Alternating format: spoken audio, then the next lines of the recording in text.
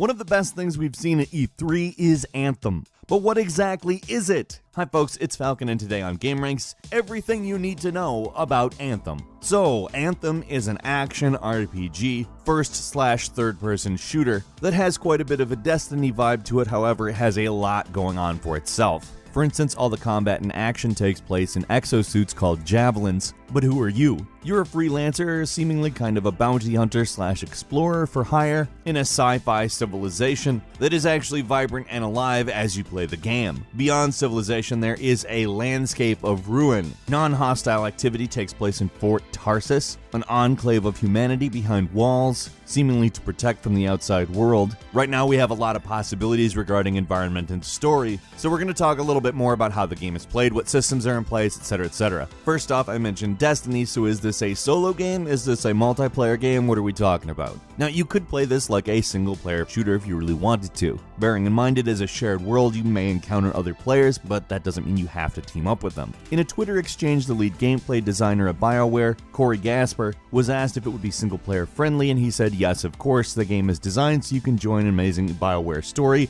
and explore the incredible open world alone or with friends. Now, here's something that's very important to note. The action we saw was a little bit like Mass Effect in that it was a third-person game, but the hub area that we saw, like I said, sort of an enclave of humanity by the name of Fort Tarsus, was experienced in first person. In fact, the story elements we saw in first person. Now, we don't know if the hub perspective is forced, but I have to guess that you'll be able to switch back and forth. It is a BioWare game and they generally trend toward third person. However, it would seem a little bit odd if both perspectives are in the game and you're forced into one depending on what you're doing. It wouldn't be unheard of, but I sincerely doubt they would do it, especially in a game that seems as though it's meant to compete with Destiny, which is very much about what you want to do with the game, how you want to play it, so I don't see them forcing you into it. The director of the game, Jonathan Warner, said he wanted to emphasize that you can play it how you want. It is going to be a frictionless experience. So personally, I'm taking that as not only are you going to be able to customize your character a lot, but the actual way you play the game itself is probably going to be somewhat up to your whims. As a freelancer, you will venture into the world beyond the walls using an exosuit. These exosuits have different classes, will provide you with different abilities. When BioWare was talking about the game, they mentioned specifically that they were designed for different playstyles, but to go a step beyond that, if they do manage to make a nice variety of gameplay scenarios with a lot of diverse types of mission structures, it may end up being that you own multiple suits that you use for different purposes.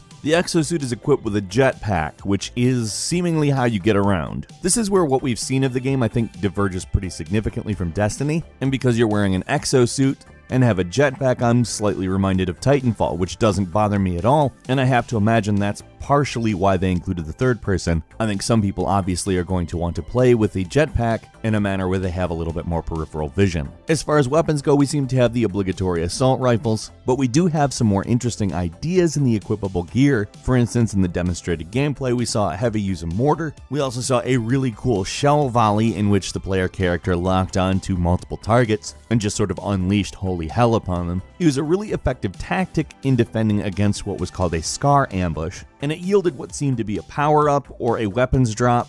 Basically looked like an orange diamond shape, which rewarded the players with a weapon called Jar's Wrath, which was a level 5 legendary Volt rifle. Now, this is the only actual official name, class, and information we have on a specific weapon. However, it does tell us quite a bit. For one, the weapons have levels, meaning there's probably some kind of upgrade tree or path, or perhaps modular upgrades that contribute to it. The implication is that you'll be able to hold onto a weapon for a long time, make it more powerful, and therefore more valuable. I'm going to infer that there is some sort of sub-economy based on this, and if there isn't one built in, people will make their own sub-economy based on this because there has to be some way to exchange weapons, and that's basically what gamers do, especially in a share world multiplayer game where there's a lot of people that are able to interface with each other. Now, we can't say for sure whether weapons will be able to be classed up.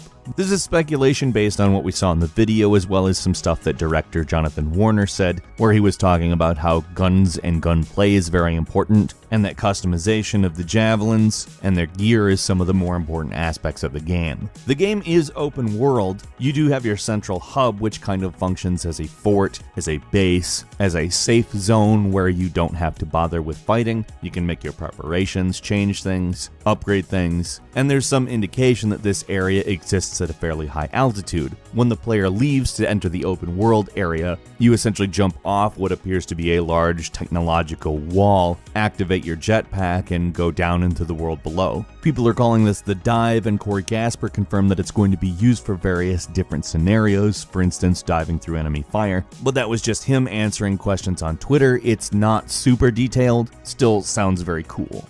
Now, you could go off into the open world without accepting a quest and still be dynamically assigned one while out in the world. They can dynamically appear if you're out exploring, which gives you more things to do, obviously. You get a prompt, and one has to make the assumption that the world itself is not quote-unquote all explored, meaning your map probably not complete, probably not going to show you everything, which gives you that sense of discovery, which is sort of a big necessity in a game like this, as well as a sense of danger, as it appears that animals are constantly roaming and are generally hostile, some more powerful than others, but there are enemy ambushes and probably a lot of random as well as scripted events between things that will progress the story as well as things that give you an opportunity to level up or grind. Oh, and are also hopefully fun, although I have to confess I'm not terribly worried about that. The gameplay shown looks very smooth, very responsive, very enjoyable. It appears to have a satisfying pace, and I particularly enjoyed the way the squad assembled, in that it appears people can just drop in, so if you have friends that you want to play with, they don't have to locate you, they just have to say, alright, I'm going to join this person's squad. And all of a sudden they fly in out of the air, land, and it looks really awesome, and on screen it says squad assembled, like you're some sort of elite team off into the unknown. Whether you're an individual or a squad, you're not just dealing with enemies and animals, there is also weather phenomenon. A massive storm was shown, and it frankly looked awesome. It reminded me of the wind segment in Gears of War a little bit in its visuals, but it seemed to play quite different from that area, and culminated in the squad having to fly into the center of a massive lightning storm. Jonathan Warner also said that story is still an emphasis. This is a BioWare game after all, although he did not confirm any types of details, and dodged a question on romances, laughing about it because they are a BioWare staple, but who knows. He also wouldn't answer when asked about PvP, emphasizing that humanity is not high on the food chain, and the exosuits are needed in order to even interface with the world itself, at least if we're talking about outside Fort Tarsus. They're characterizing the people who take these exosuits and go out and explore as heroes who are progressing humanity, so it's hard to say whether PvP would be a thing that actually integrates into the scenario.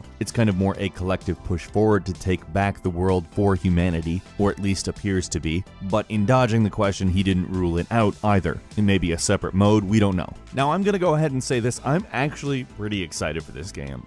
It's got me in kind of hype mode, but there is one thing I wanted to point out that makes me just a little bit, perhaps whimsical for what could have been. It's the facial animation. This game has apparently been in development for about as long as Mass Effect Andromeda has, and it's not out and has significantly better facial animation than Mass Effect Andromeda.